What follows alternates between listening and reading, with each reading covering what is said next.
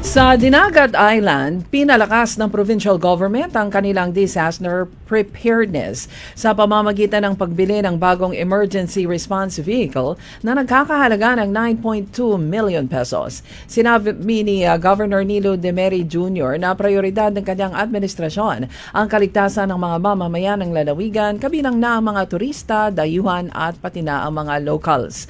Ang Dinagat Island ay palagi ang dinadaanan ng bagyo, subalit malimit itong nasa state of emergency.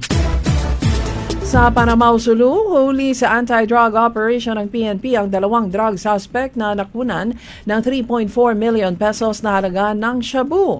Ito'y sa kabila ng pinalakas na kampanya ng PNP laban sa illegal drug trade. May nagtatangka pa din kaya't nangako ang PNP sa Panamao, Sulu na hindi makalulusot ang illegal na gawain sa kanilang bayan.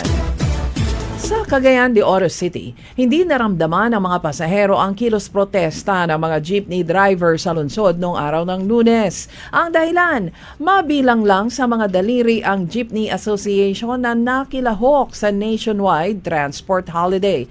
Agad naman na nagpakalat ng mga sasakyan ang LTFRB, ang city government at iba pang mga ahensya para sa libreng sakay ng mga pasahero.